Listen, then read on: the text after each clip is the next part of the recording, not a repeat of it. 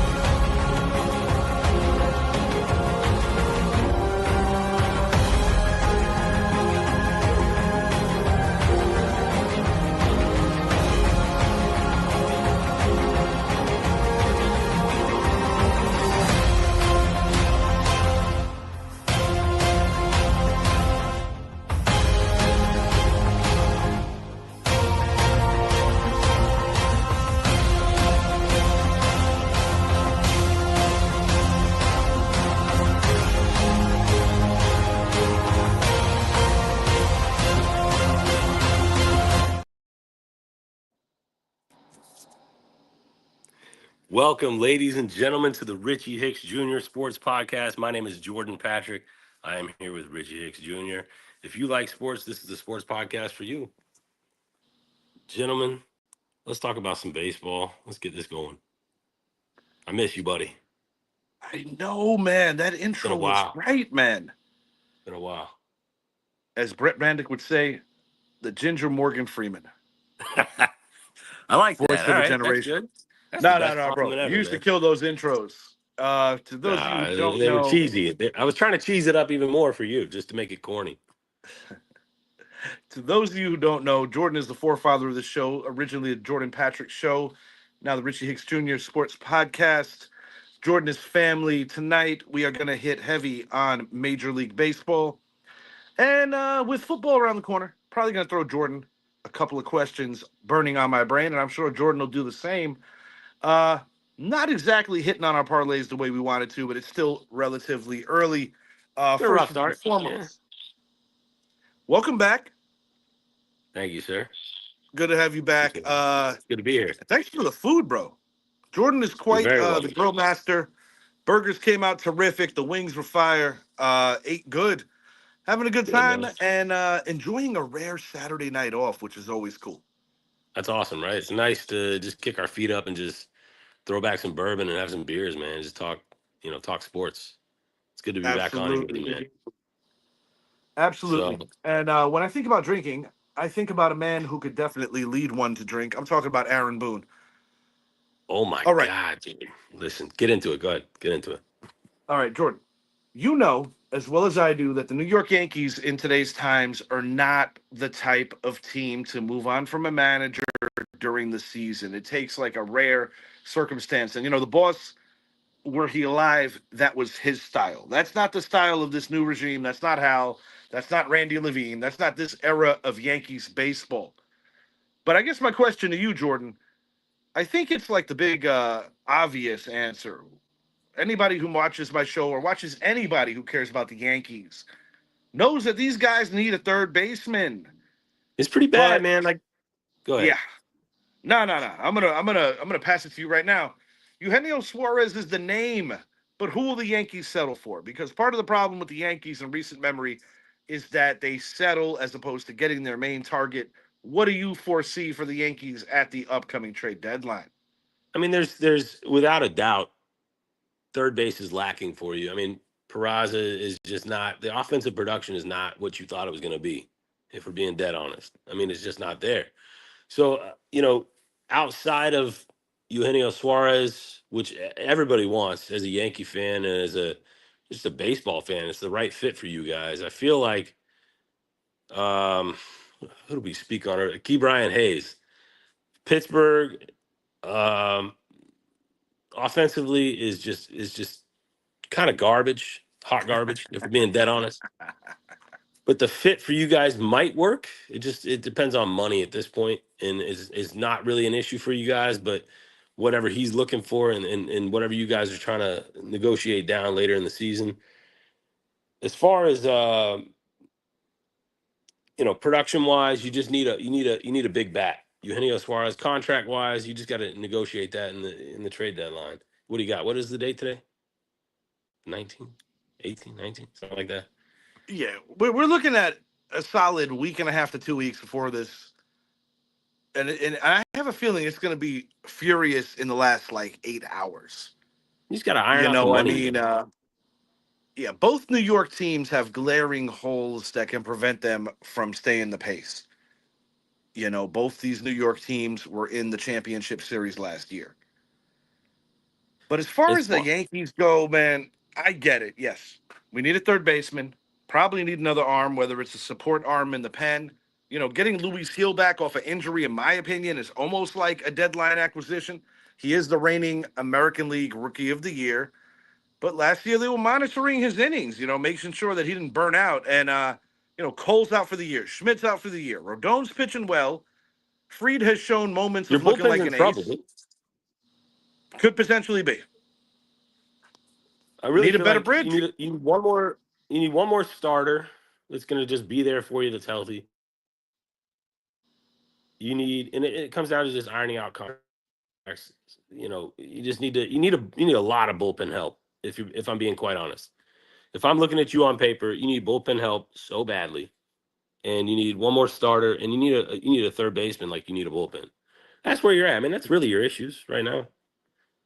Yeah, I mean, As far as I you see, don't trade you don't DFA DJ LeMahieu if you don't have a plan for third base. I think that's pretty simple to figure.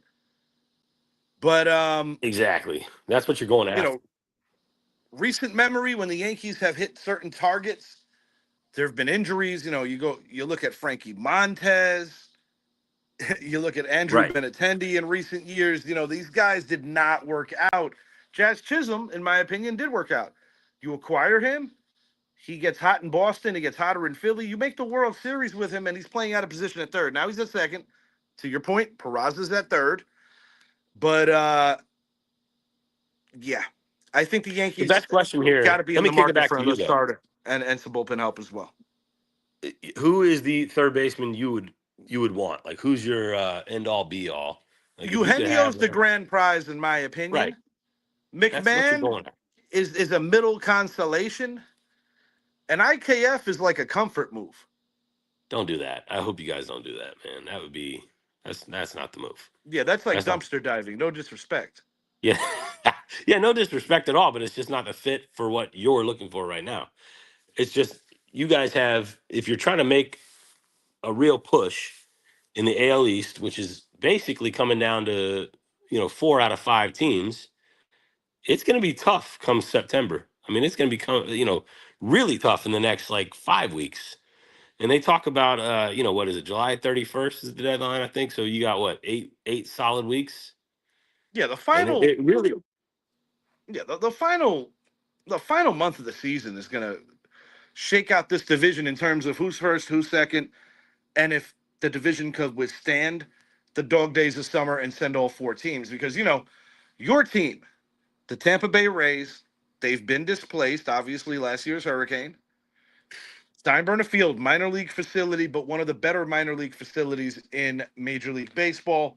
House is about 15,000 less than the typical Trop, even though the Trop right, rarely sold out, even during the World Series when they played Philly. But exactly. this is the thing. Exactly. I was This is the there. thing. Tampa recently gets sold. It looks like the push is to centralize them in Tampa, get them a little bit further away from St. Pete, but it doesn't look like they're going to be leaving. That was a fear amongst Rays fans. Kevin Cash, year in, year out, Cash Money, always a manager of the year candidate.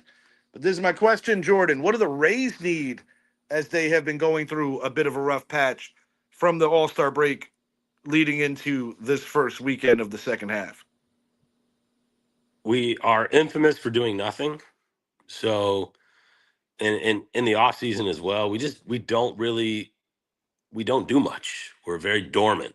When we need to be active, we need to be aggressive. We need to be trying to make whatever deal we can make right now. And if we're being quite honest, we have a lot of young names, and these kids are just balling right now. But we're on what is it, three 3 out of the last 11 or 3. Is that right? Yeah. I think is what we. Yeah, I mean that's Yeah, it insane. We're seems on a like pretty much huge. since the month of June started, the Yankees, that's just like a typical week and a half for us. But So throw a dart at a dartboard. We need it. We need it. We just need to actually. It's not momentum. It's not like you know. We have a lot of youth. So I feel like somebody could say something, it would be correct. Somebody could say something, would be wrong. I'm going to tell you right now. Give me more pitching. Give me a starting pitcher that's going to just be healthy. Give me longevity. We need a lot of help to make it and compete with you guys. We just don't have the money. It's the same old rhyming game, man. It's kind of annoying. We'll get to it with the Jaguars too, but I mean, like, it's hard to be a fan, but we always compete. We always compete.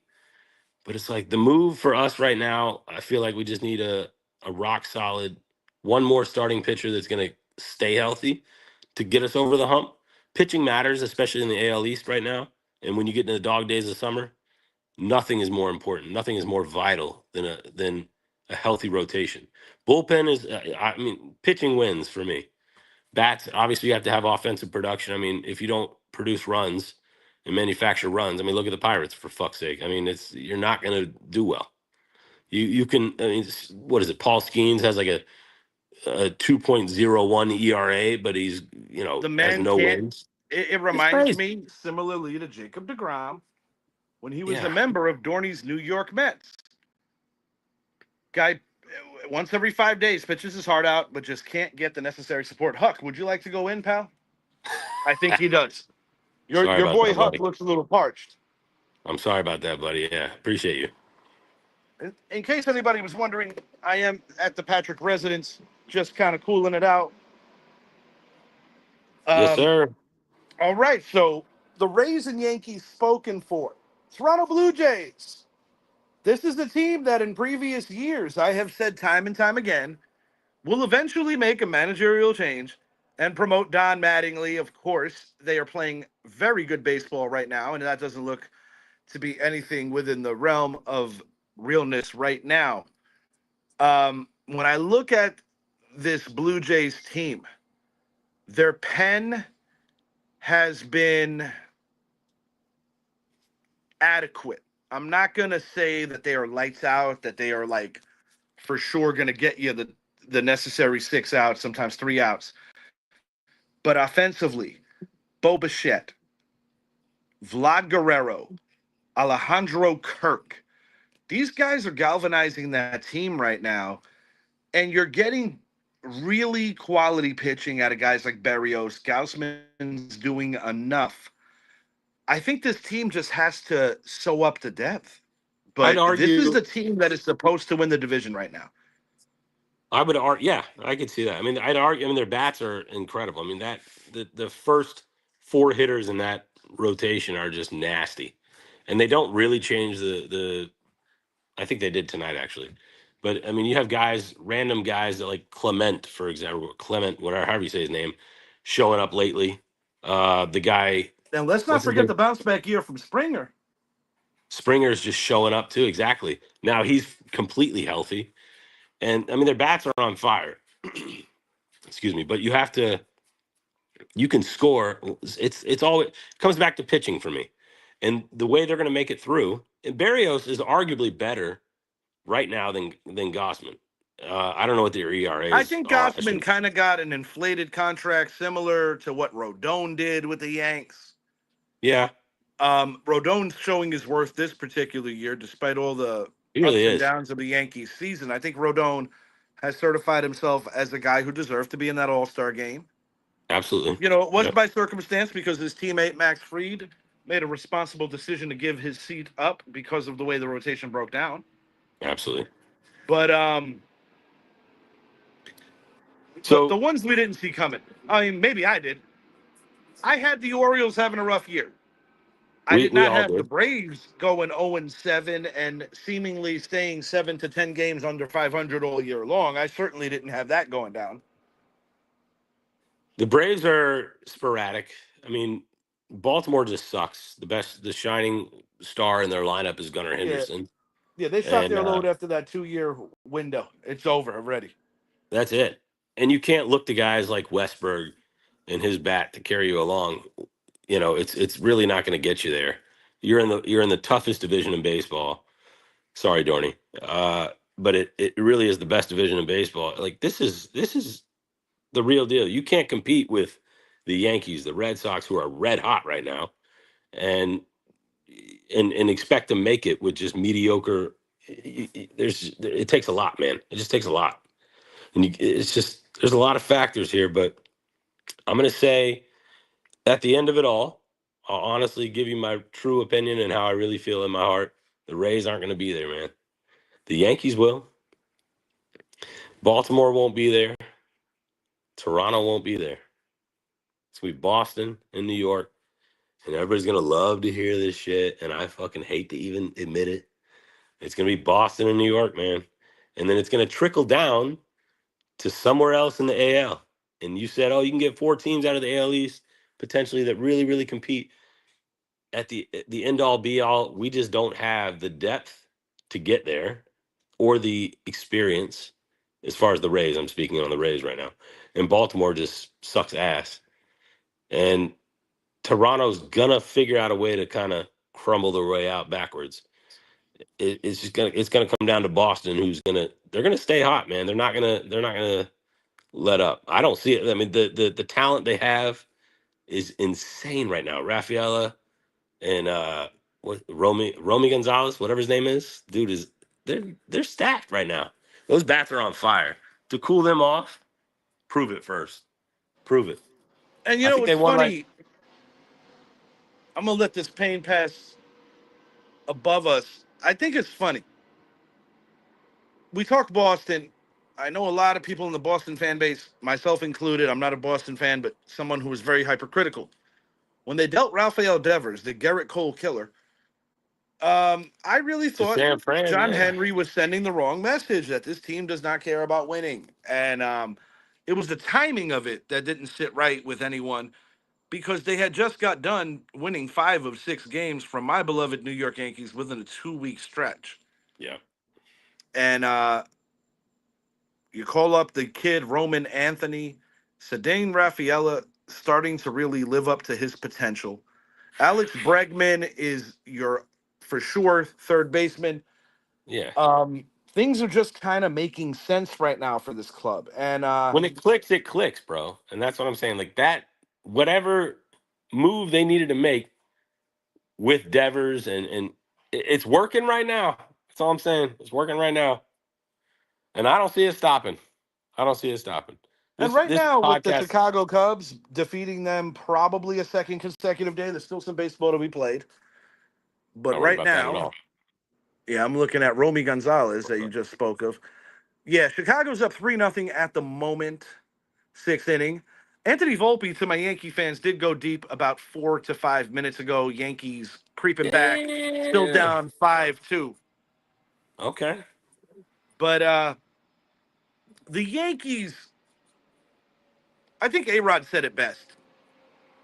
And Alex Rodriguez, as much as he's kind of like a weird subject with Yankee fans because of the suspensions, with the steroids, things of that nature, lying to Peter Gammons, we know about the history. With his As a fake ball radio player, DJ voice. yeah, yeah. As a ball player, I remember the very first Jordan Patrick show. We talked about cheating. We talked about the late Pete Rose. He was alive at the time. This was right when we lost the Black Mamba. This was talking about Pete Rose, Bill Belichick. Fuck you, AJ Hinch. We're talking Yeah, about fuck you, that AJ. cloth of cheater. That cloth of cheater or rule bender or doing something against the institution. We Right. talked about the great Kobe Bryant's legacy. We introduced ourselves, said what we were about. But the thing with that particular episode and why it's so funny is because up until recently, Pete Rose, now up for induction into the Hall of Fame, as is Shoeless Joe Jackson, from Uh, Field of Dreams fame, one of the most iconic sports movies to ever be yeah. produced. And you know, the reason I bring up A Rod and why I'm going in a little bit of a circle here is because it's been a hypocrisy. Gary Sheffield was heard loud and clear about his just disdain and disgust with the way that the Major League Hall of Fame, Cooperstown, New York, USA, upstate New York, does this, where you are putting in the likes of a Joe Mauer or a Scott Rowland, who I have no problem with. I want to make that clear. I respect both players very much. But these guys were not on the level of a I was Don gonna say, Mattingly, let of me a interrupt Keith here though. Hernandez, of a To put Thurman Maurer Munson. on the level of Mattingly alone, just have that little argument right there. And I know you're a Mattingly fan. I'm going in this direction for a reason, but Joe Mauer with Mattingly, I mean, I don't know. I got no bad for Joe Mauer. I want to make I that don't clear. either. It's not about that.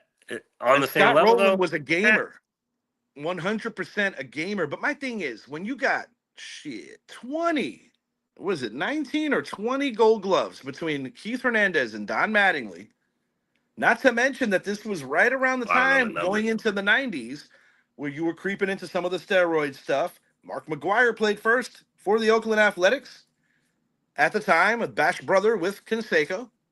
Yep. No, guys, that was not me and Jordan. That was actually Canseco and McGuire. But the point to be made is these dudes that took the shortcuts may have cost certain guys an extra all-star nod or two that could have swayed some voters. I personally think that it's simple. If Mattingly hangs out 2 more years, he's a Hall of Famer. I feel that if Thurman Munson wasn't tragically killed, which I still don't think is a good enough reason to keep him out of the Hall, the man was the Alpha B to the Alpha A or vice versa with Reggie Jackson during those late great 70s Yankees teams. So I'm sorry. You're the captain of the New York Yankees. Your postseason batting average is just through the roof. And you missed the Hall of Fame because of a tragic death? Nothing to do on the field. I'm Yeah. sorry. Thurman Munson belongs there. Yeah. I mean, I think a lot of that is what do they call it? Like posthumously, putting you somewhere where you belong. I mean, Yes, or sir. Yes, I sir. mean, I understand that. I get it. Trust me, I get it. But I agree with you. Mattingly, it's all about production and like what you've proven and what you've done and what your career is. But I feel that it's the right move though.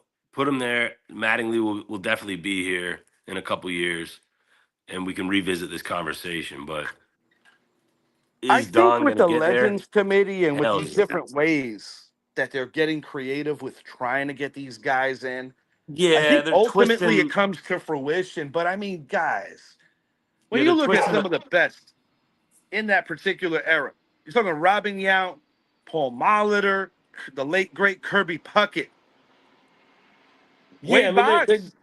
they're getting aggressive with it in certain situations, but sometimes I'm cool with it, man. And this is kind of one where I'm like, all right, that's fine. I get it. I just think But it's Mattingly's egregious. gonna get there. I just think it's egregious, Jordan, when, you know, these are household names, names that are ringing 20 and 30 years later. And a guy like Sheffield has the right mindset. And I've said this before, Jordan. I'll say it again. I said it when it was your show. I've said it when it was my show. I've said it off camera, on camera, everywhere where we talk about this shit. The fun police are out in Major League Baseball, and it's ruining the legacy of a very fine Hall of Fame, and it needs to be figured. It needs to be rectified. It needs to be Yeah, but corrected. but how do you rectify that? Where do you start? I guess is my question to you. Because looking at this at surface value, like I don't. I mean, I can understand why you have a problem with it as a whole, but right now, I mean, it's kind of. I agree with it. I agree with it right now. My thing is this, Jordan. It's I feel that you take time guys will. like Barry Bonds, Alex Rodriguez. We'll start with those two for a second. Maybe throw in Pete Rose in there as well. Well, Pete Rose is now on the ballot. I think it was, he did sign some papers that basically said he could never be in the Hall of Fame. He agreed to it. He dies. Now they want to put him in, which is a petty move in my estimation.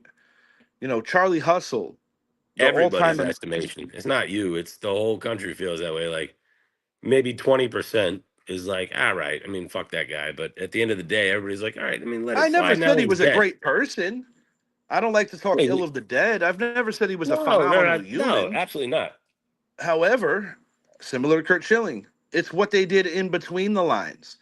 Of I'd be course. more revved up and more aggravated on the human level that it took these guys this long to include the Negro League players, then I would be tripping over if Alex Rodriguez and Barry Bonds were taking ass shots. Because at the end of the day,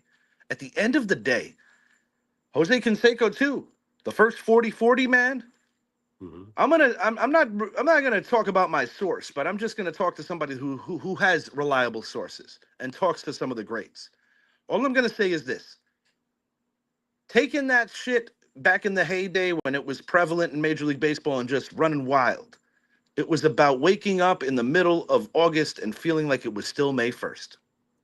These dudes, these dudes didn't forget how to hit.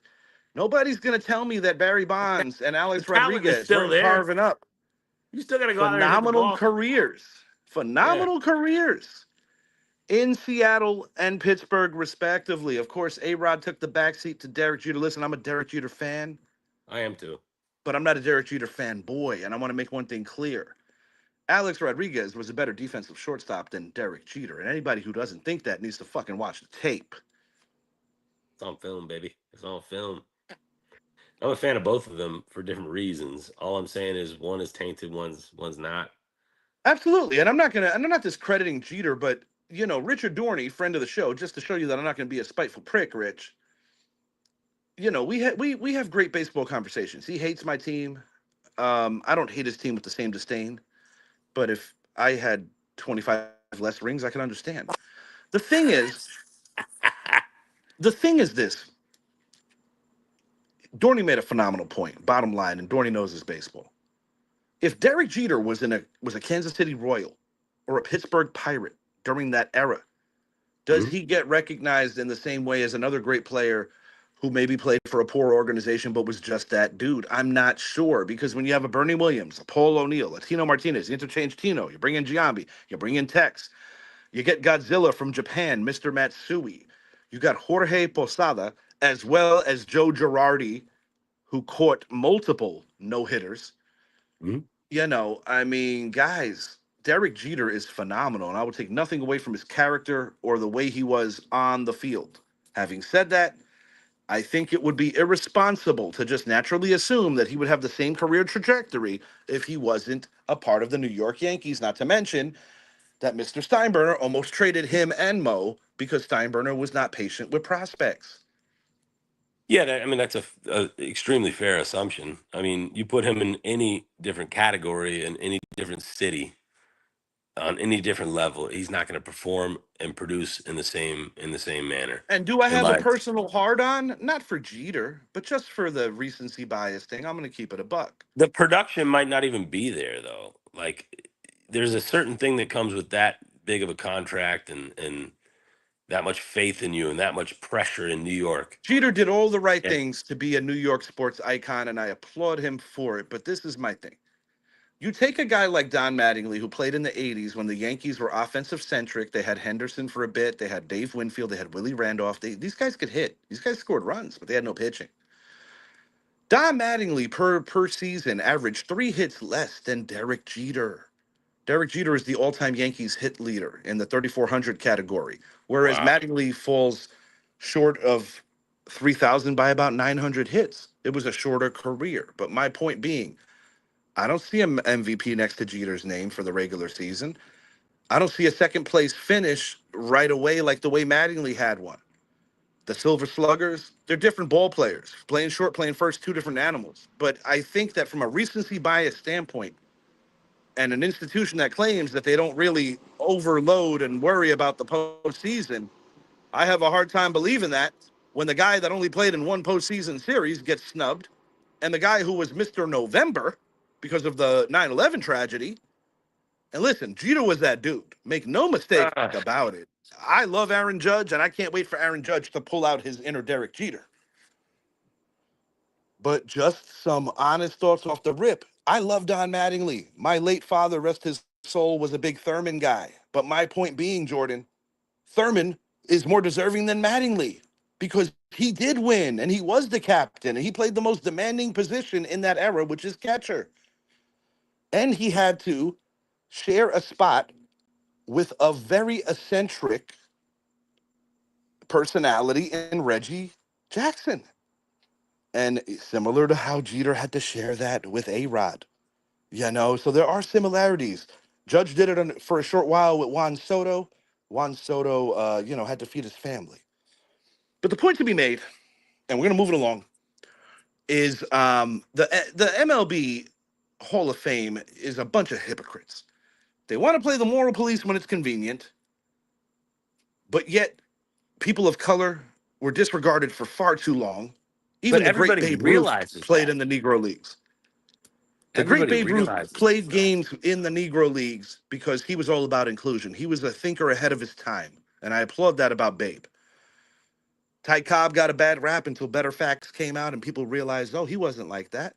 The movies depicted him the wrong way. The point to be made is Larry Doby doesn't get enough credit. Jackie Robinson gets all the credit. Jackie Robinson went through hell and back, and I applaud him for every And then sacrifice he some. made for the game. And then Absolutely. some. But Larry Doby being the second guy deserves a little more credit in his own right. It's just a natural hypocrisy. You're going to punish Yeah. guys that don't have the numbers of the steroid guys, but you're going to exclude the steroid guys. Put their transgressions on the plaques. Put them in a Yeah. position to talk to today's youth about why going that route is wrong. Give them a chance at redemption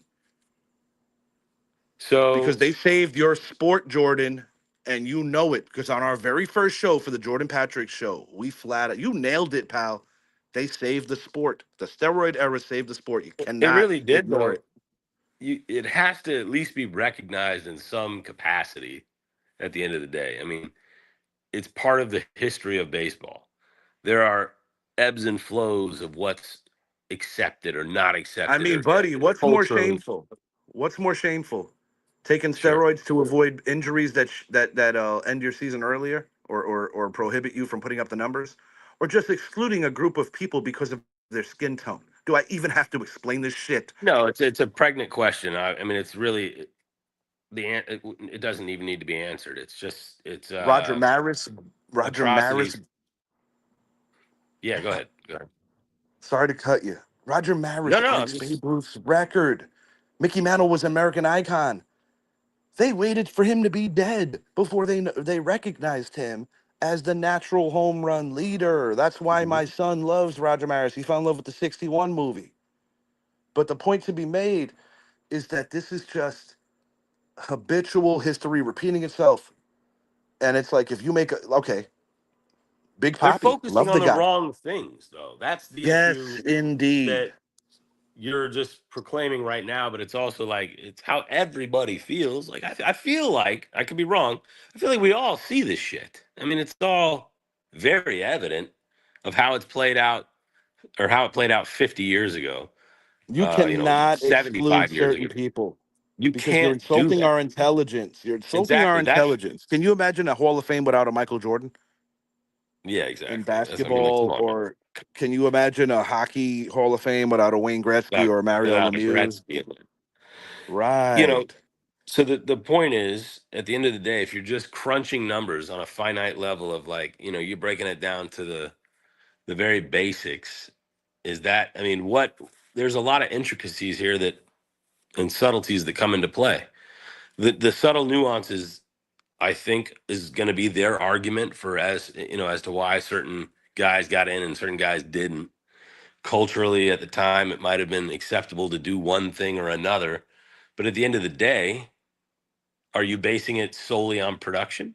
Or, if a guy goes out there and just produces and just shows up and base hit, or hits dingers on a regular basis or gets, strikeouts left and right. I mean, are you just cutting it down to the finite details and that's what gets you in? Or are you, I mean, I feel like there's some subtleties here. I'm not playing devil's advocate to be a dick. I'm just saying, like, they're doing things for a reason. I don't agree with it, but I mean, I can kind of understand 25% of their argument, maybe, but it's lazy. It's It's lazy. lazy when you You're got a guy like culturally trying to be A-Rod. accepted, and nothing Yes. is worse than nothing is worse than a company or organization or even a person that's just trying to be accepted.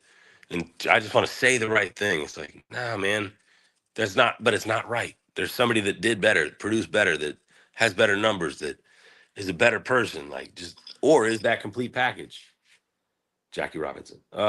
But I'm just saying, like, I there's I certain things couldn't that I couldn't agree more. I really couldn't agree more. And Gary Sheffield, if you haven't, check out his interview. He really, I have really not hit it out yet. of the park, no pun intended, Yeah. about just his disdain and his disgust with the institution itself. They have to do so much better. They need to do so much better.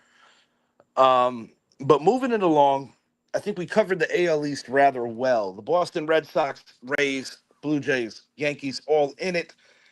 You're leaning towards the Red Sox as well as the Yanks. I'm actually going to defer, as much as it pains me to say this. I think the Yankees are going to be scrapping it out to get a wild card if they don't get the right package in the trade deadline. I think it's the Red Sox and the Blue Jays in that division. No, As I much as I disagree with hate the Astros, they're no, going to no. win the West. And as much as I can't Yeah, I can see stand that. AJ Hinch, there's nobody standing up to the Tigers. You're frozen up on me, man. Houston, Toronto. I'm going Houston. Nah, I'm going Houston and Boston ALCS. And the cool thing about this, I could put the kibosh on them by picking them now, and I have no You're problem. such a don't try to fucking stymie them now, but like Houston's definitely got the talent, and that roster has a lot of depth as well. But I'm worried about that pitching staff. They don't Yes. really have a lot of competition that can keep up with them. As far as like it's corny, but it always comes down to if everybody can stay healthy. But this is really the dog days of summer coming up. So if you can get through the thick of it, I'm gonna say I agree with you with Houston, but Toronto, no, it ain't gonna be Last thing I Toronto. want to say, and this is where being a part of the media helps you out. David Ortiz, once again, no bad for the man. Yankee killer, great player. How the hell does he get in before Alex Rodriguez when they were peers? How does he get in front of Manny Ramirez? He also had a failed steroid situation, HGH, but he was given immunity That was a because of the mess. nature of the situation. No more That was a Garcia mess. Para, and Manny Ramirez are a big influence on why he became the player he did. Shouts out Antonio Farina. That is your idea. That is what you said, so I shut you out of my show. But, you know, do better, Major League Baseball, because you have such a beautiful sport here. The pitching clock, I must admit, the way that they're pushing the WBC, last year's World Series, the ratings are in a good place. This is an integral time for Major League Baseball to not shit the bed and not drop the ball. I have two things I want to go off on that little tangent real quick. Is that how do you feel about the rule changes? Maybe a three-parter. How do you feel about the rule changes? And is there a rule that is currently enacted that you would like to change? And then I have a third question that I'll get to in just a minute as far as uh, you know, sellout crowds and things like that. We'll get there in just a second. But how do you feel about the rule changes and how they're going, first of all? I don't think the rule changes are a bad thing all in all, because I think when you're at that level, you're expected to adapt. And I think most major leaguers have done a good job at that. Done a great job at it. I'm not going to sit here and tell you that I'm in love with the 10-run rule, the extra inning rule where you have the I ghost am. runner. I love it I, when we I win. love I hate it when we lose. it. You sound It like feels like a Disney the League game. MLB. It feels Go like a ahead. unisex Disney League game. Hey, Brett's going to be the Man, ghost runner. Richie, you're batting after Sonia. Just put one past first. Brett could run. We'll win. listen, man. I think it's great to expedite the game because there's been so many games where it's like the fucking 14th inning. And I'm like, enough, enough. Even and I love Well, that's baseball, the and thing, I'm because watching the game, and I'm like, enough of this shit. you have a speed fight that you're going to deal with, because you got the Yeah, NHL, NFL, NBA, soccer as well, who are yeah. all faster sports than you. So you're at a disadvantage in that regard. 4-0 Cubs. 4-0 Okay. Cubs. All right. Yankees All got the right. bases juiced. Who's up? They are down 7-3 currently. So Who's a up to bat? swift swing of the bat could Tell me it's tie the Bellinger. game. Tell me it's Where is Cody. Jim Leyritz when you need him? We have Trent Grisham, and the Braves are making a pitching change. Braves Okay. rocking their old school 70s and 80s threads, the Joe Torre era. Real All quick. right, Jordan. Go ahead. You first. Hold on. Let me get back to my point real quick. What is the one rule you would change right now? Like if you could make a change in baseball, what would you Anything shift change? related. Anything shift related. If you're a professional, fucking deal with it. Bunt down the Huh. line. Figure the shit out, Joey Gallo. You That hate caliber of Gallo. player. God. That caliber of player. I'm sorry, dude. I'm sorry. So, okay. Now back to, you know, sellout crowds and the livelihood of the MLB. Have you ever heard of Savannah Bananas? Absolutely. They sell out. You have to get on a waiting list, 8,000 people deep sometimes to get a ticket. That's And you know crazy, the man. origin story, right, Jordan? You know that he was a major league player at one point. Who was? I'm sorry, you broke up. The financier, the owner of that league, Oh, I didn't know that. No, I didn't know that. was a failed major league player who literally It, fell out of love with baseball. it Rays get makes on the sense. board. Orioles are up 2-1. It makes sense though. You have it might have been a spiteful move on his part, or just like, enough's enough. I want to have fun with baseball. I want guys doing backflips, going out there dancing on stilts. I'm a purist at heart, so I hate it. I really don't like it, but I understand the appeal, no pun intended. I understand like why people gravitate towards that. But for me, it's not going to get it done. I want to watch a ball game and just appreciate the dramatic irony of what I think is, about to happen is going to happen, or whatever's going to unfold is going to unfold. I don't want to see somebody do a backflip while they do an infield double play. I don't give a fuck about that stuff. But I understand it. I get it. For the general public, it's very popular. And it's cool for But how kids. do we? Yeah, exactly. It's very family friendly. Baseball is as well, and you just need to figure out a way to maybe educate. I don't know. This sounds so pretentious, but educate the parents to make their kids more interested. Like I am with my daughter. Like I try to engage her in if she asks me any question, I give her 12 answers to one question that she has about baseball, and she keeps asking more, and I love that. You have to engage the kids if you really but I get the aspect of the theatrics and the appeal to that, but it's just not for me. I'd rather watch a regular ball game and just enjoy And it's a what's generational clash for sure, because I remember coming up, just beginnings of Little League, my father explaining to me why he wanted me to wear number 15, of course, for Thurman Munson. My baseball hero, Don Mattingly, I tried to emulate his swing, things like that. You latch on to somebody, you try to emulate them, and if you're falling in love with the sport, terrific. My little man is looking forward to getting back into baseball. He took a year off, moving and such, but he's very in tune with what's going on now. because of He's had you. a because yeah, Because of yeah. I you. guess That's what I'm saying. That's what I'm putting it's down and, here. and Sergio Rodriguez. Check out the Sergio Rodriguez podcast. He blessed me with his presence on my show about 2 years ago now, and I was on his as well.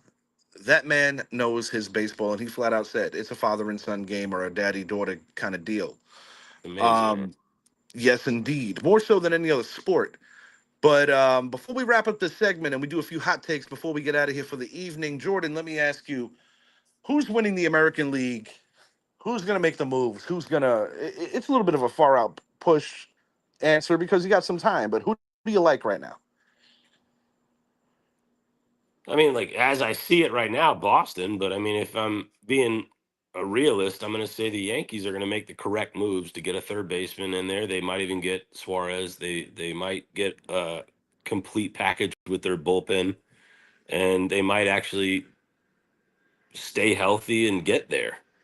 So I'm gonna, my heart says Boston just because of what they're doing right now. Not my heart, but like what's happening right now. The moment says Boston, but reality and like money and real life and shit that's actually going to unfold and transpire, the Yankees are going to get it done. They're really going to make the right moves, and if they don't, I'll be shocked. I'll be really shocked if the Yankees don't get it done. Uh, you know, everything's in your favor to make shit happen at the deadline. So I think the Yankees are going to be the AL East champion.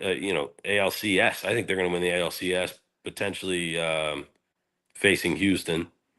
If not, it's going It's to be Boston. overdue. I feel Boston. that even if we were to win a world championship, Yankees just drove in a run, by the way, 7-4 currently. Bases still Let's juiced. go. Let's go. How many Yes. outs? How many outs? I'm trying to locate that on the screen. I took my glasses off. You're old as shit, dude. You ain't lying. But if it's any comfort, I haven't been able to see since I was like 12. All right. Had the sports goggles back in the day. Let's see here. What we got going? A fielding error at first. Trent Grisham is safe at first. So is it? And the Yankees are making this interesting. As I said earlier, where's Jim Leyritz when you need him? And where's Mark Well, Wohlers speaking to on New serve up York, that real quick coaching? though, let's kind of do a little shift here and go over to football and get into your Giants and honestly, what's going to happen with this projected record by the end of the season. I like your gumption. I like your attitude. I like you're very overzealous though, as you are every year. And I remember what you said about 3 weeks ago for your projections for the season. Well, how do you feel right now, where the Giants end up when the season's over? When the regular season's over, what's their record? Be I'm gonna real. give you two Be things. honest. I'm gonna give Be you two things that drive my answer, and then I'm gonna give you an answer. be It, honest, and it, don't it make me yell at you. Don't make it's me yell a at you on I your can't show. guarantee that, but it's a two-parted answer. Oh my God. I think the New York Giants did a phenomenal job in drafting talent that could help the roster immediately. I really love the Cam Scatterbo pick. I think that I agree he with and that Tyrone completely. Yeah. Tracy can duplicate in time what Brandon Jacobs, Scatterbo would be Jacobs, Tracy would be Bradshaw. I think that they have the ability to potentially do that with an improving offensive line. Marcus Embo out of Purdue, he's a center, but he's also played other spots on the line. I like the pickup because John Michael Schmitz has been far from satisfactory at center. I think that he could push him. Yankees are driving in another run on a sacrifice fly. It is now 7-5. First, all right, Volpe, Who's Anthony back? Volpe. Who's Anthony batting right Volpe drives in that. We got second and third. Base hit will tie this now? Was he game. bat seventh or eighth in your lineup? Who's up right now? Today, Volpe was seventh. So I so believe who's that eighth? brings up Austin Wells. It certainly does. Austin I love. Wells and then Peraza. So Peraza, if he gets to Peraza, that's the fat kid in dodgeball. That shit's over. That's a wrap. So we need Wells to do something right now. We need him to do everything right now. Yeah. So anyway, So you basically want Austin Wells to have a favorable count here. he needs to get live right now because Yeah, if it it's comes down time. It's to Peraza, time, Austin. you are fucked. Yeah. You do not want anything on the ground here because Wells runs as if he has a piano attached to his back. So let's see. All right. We have a 1-1 count. But his bat could be stout though. I'm just saying, don't let it's. Is he a lefty as well as a lefty? Yes, he is a lefty. And in Ooh. time, I am curious to see if the New York Yankees have the audacity to consistently try Ben Rice at the catching position. 2-1. He's Okay. scared. Hitters count. Hitters count, baby boy. I'll go a double right here. Austin Wells double. I'll call it right now. Let's get it. I'll call it live on the show. 2-1 count, Austin Wells double. Show me the money. Fucking Jerry We have a little Maguire. delay here as the catcher is putting back together his glove. Aaron Boone, looking nervous, looking like Ray Liotta in those quit smoking commercials. All right, let's see. Let's see what we got here. Austin Wells double. Calling it now. Let's go. All right, we're waiting for the pitch. We're waiting for the pitch. Oh, he's nervous, dude. I feel this could be a Feel the tension. breakout inning See, this here. is Now, the let's go. dramatic irony I love. Like it builds. It builds. You know the potential is there. And the pitch. Wells fouls it off to the left. 2-2 count. I'll continue. All right, Giants, New York Giants. Yeah. Abdul Carter is going to be sensational, no question about it. I think that any history link to Giants' success always featured three legitimate pass rushers. They have three, not to mention an all-pro nose tackle in Dexter Lawrence. Ball three. I believe that the Giants defense has the potential to push all the way up to number 10 in the league, top 10 in the league. However, until we see what our offensive identity is, it's the difference between being a 4-win team and being an 8-win team. Regardless, the ceiling nor the floor, I do not Ooh. have the New York Football Giants making the playoffs this year. However, it's not because I don't think they're trending up or that they're going in the right direction. 7-6 Yankees. Um, Wait a there are minute. now two outs, but a man on third, 90 feet away. What did Wells Um, do? Wells grounded out to first, but put the ball in play where there was no play at the plate. Okay. All right. That's fine. That's fine. Jazz Chisholm is Fine. receiving his teammates with some high fives right now. 7-6 Atlanta Braves. Okay. All right. All right. This is an automatic out right here with Peraza though. Yes, indeed. Yes, indeed. And we have Ben Rice, my guy, Noah's man, coming up to the plate. Instead of in play pinch hitting for Peraza? That's what it appears to be. I love that. I love that all day. Let's go, Noah. Let's go. But Yeah, listen, I'm man, feeling a I moment like here. your I'm feeling a realistic. moment. I'm feeling a moment here. Let's have the moment then. I'm not watching the game. I don't have it on in here. I should have it on here. I don't know why I don't. But Ball one. This is the thing. The Giants defense is legit right now. I love the Javon Holland pickup in the secondary. I love the Paulson Adebo pickup.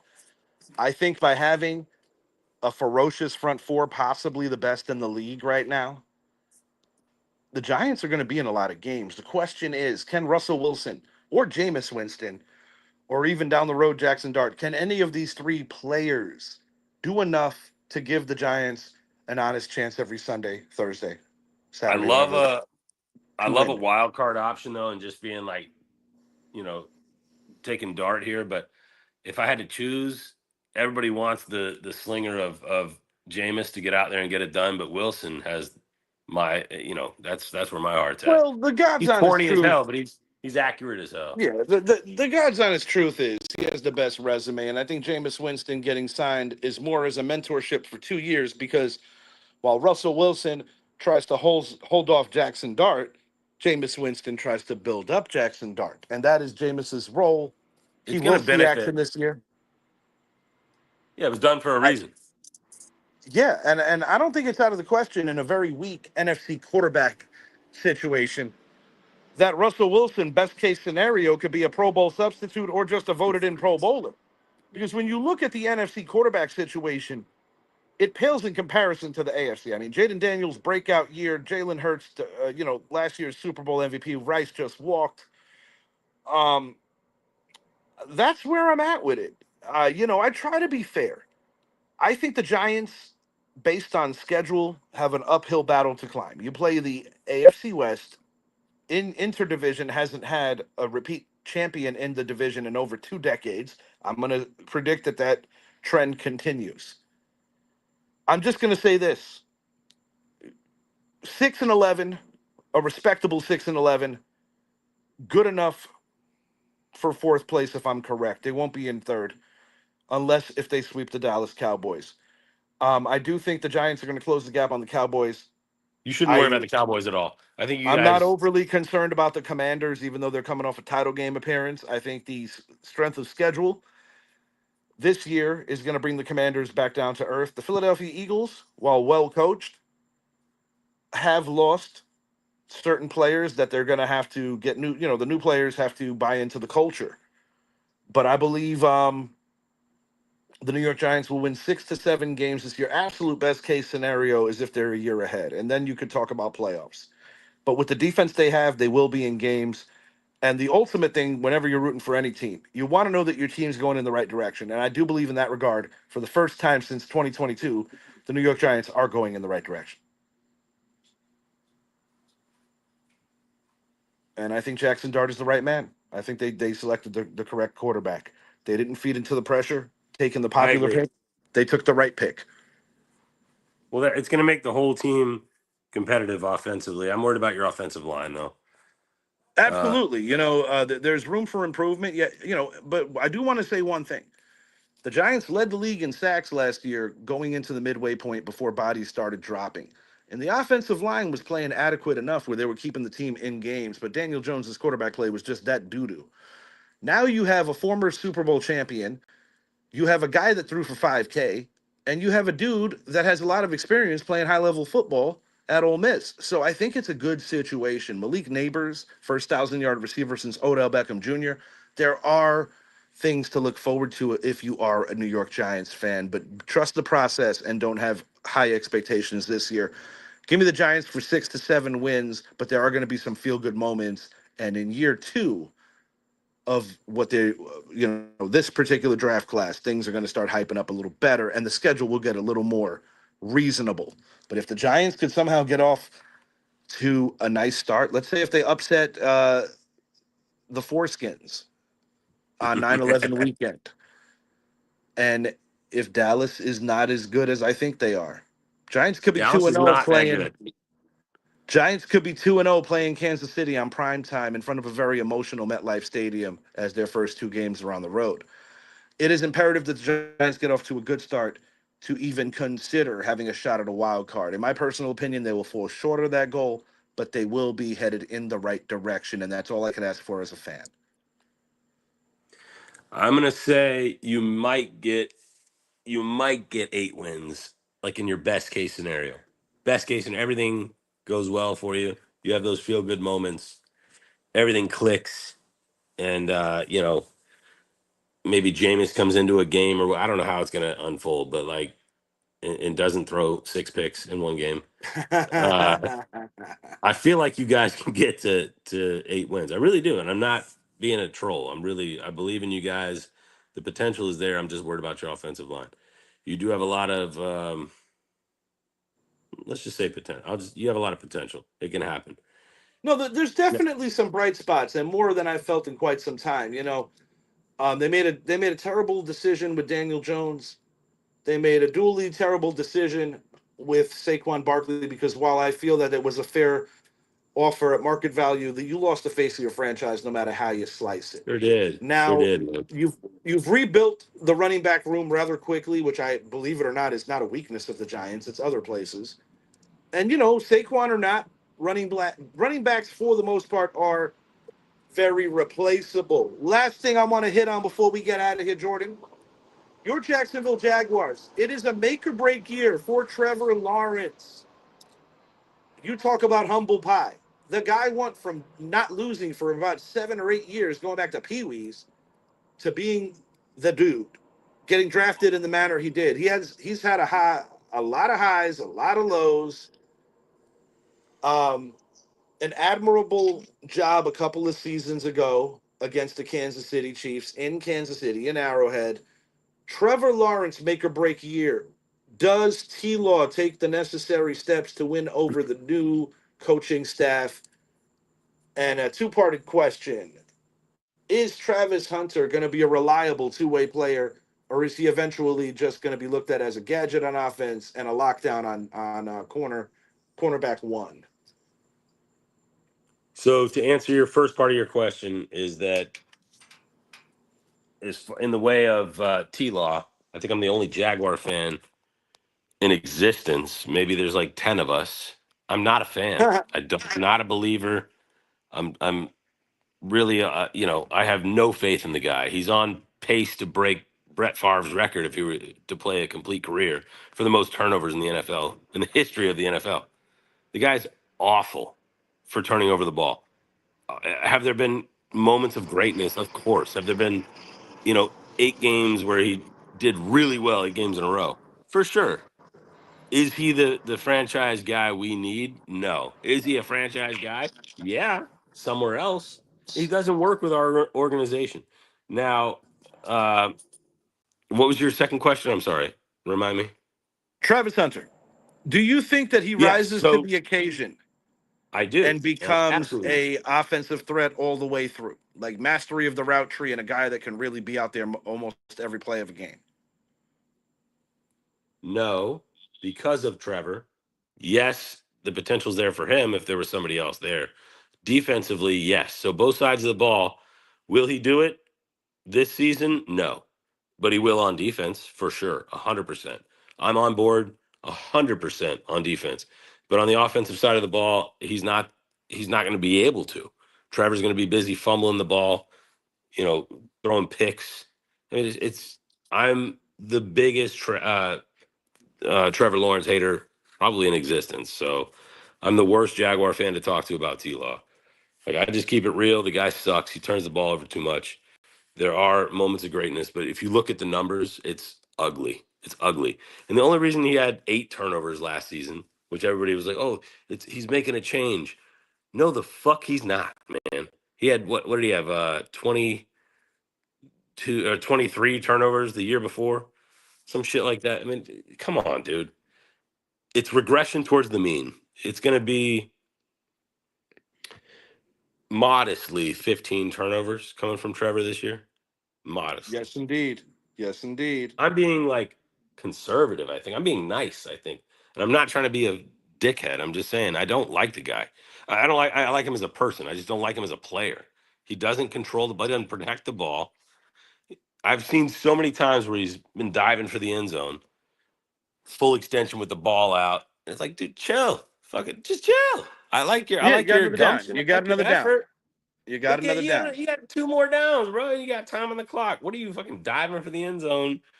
Not protecting the ball, like, and not to mention the amount of picks he throws. Like, I don't have time for that shit. You're going to think that I'm some kind of comedian, but I actually do mean this. I think there was a sway in his career trajectory, and I'm not saying he can't get it back.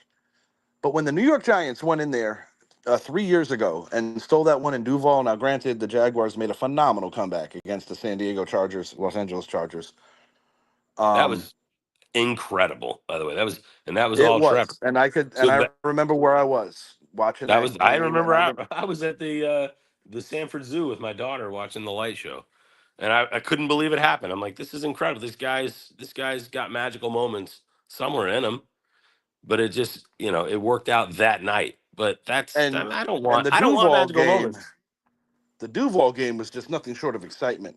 Landon Collins, a New York Giants fan favorite, signed about a month earlier. He finally got activated for that particular game, and he was in on the game-winning tackle right in front of us in the south end zone Yeah, you as the told me. Jaguars, and the game got extended on a late hit, which Yep. I will argue till the cows come home. But it's a different era of football. Point is that gradually I saw a regression in Lawrence after that particular game. Is it because of that game? I'm not going to say that, but it's just an I observation. don't But think I do so. still believe in him to a level. And in that particular division, with Daniel Jones and AR-15 both very uncertains, the Colts have a good defense. I'll say that. I think Cam Ward, Calvin Ridley are going to have a nice little thing going. I think the Texans are the team to beat. I like the combo of Chubb and Mixon in that backfield, but I do believe your Jacksonville Jaguars are going to be getting back to respectability. And I don't. I don't. I think that Doug Peterson lost that team. I don't think it's a matter of talent because there is talent on that roster. There's talent there, but like, so here's the thing, man. There's talent there, but and Doug Peterson definitely dropped the bag for sure. But like, it's I don't know. Being a fan of the Jaguars is like dating a hot girl that Mhm. is cheating on you, and everybody knows she's cheating on you. It's like you're in a toxic relationship, and to you, it's like, oh, this is cool. This is cool. But everybody else is like, no, you're a fucking idiot, dude. Why are you in this toxic relationship? So, are you talking about Mark Davis saying that she fell in love with him because of his smile? It's just the whole. I can't believe I've been a fan for 30 years, and I still believe every year. It's like it's just insanity, dude. It's I literally the will say definition of this: insanity. you guys got humped quite large in that AFC title game against New England. That was so bad. I was in Vegas at the time with my dad, and we couldn't like 5 calls. It was so Hurricane pointless. Irma was that same Uh, year. I recall that title game very well. Game you should have won. Game, unfortunately, you didn't win, and then ultimately the Eagles win. Yeah. on also a potentially bad call because Corey Clement had one foot on the white and whatever. It's just Tom Brady, so I ain't gonna cry about that one. Yeah, you can't. You don't waste your breath. All right, last thing. WNBA embrace Caitlin Clark. That woman is bringing asses to seats. NBA, I'm gonna call it way, way, way too early. People are gonna think I'm smoking some drugs here. The Orlando Magic and the New York Knickerbockers will be facing off in the Eastern Conference Finals this coming year for a litany of reasons, but mainly because of the fact that I don't trust Cleveland. Tyrese Halliburton is not going to be back, and neither is Jason Tatum. I think it's a clear path for the Knicks and Orlando to take those next steps. Miami did not do anything major. They're waiting to see if they can lure Luca out of LA. And I'm going to go a step further. NBA Finals are going to be the Mavericks and the New York Knickerbockers. That is my way too early prediction for next year's NBA. And in hockey, my Rangers will still suck. So put that in the bank.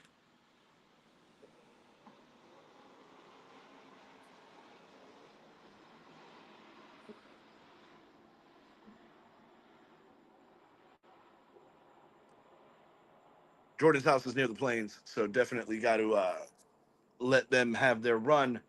But if you haven't already, please make it a point to like and subscribe to the channel, the Richie Hicks Jr. Sports Podcast on Facebook Live and YouTube. Check out the V Mix, the Vicious Mix, with my man Idris Salam doing what he does best, and that's bringing you phenomenal music. It's an awesome station. Check it out. Live365.com, the V Mix featuring Bosco from the Bronx. Check out the Casual Convo Show every Wednesday night from 8 to 10, featuring Idris and the beautiful Miss Coco, as well as the Sports Corner and the Basement Show with Mr. Nast, as well as the Bleed Blue Show.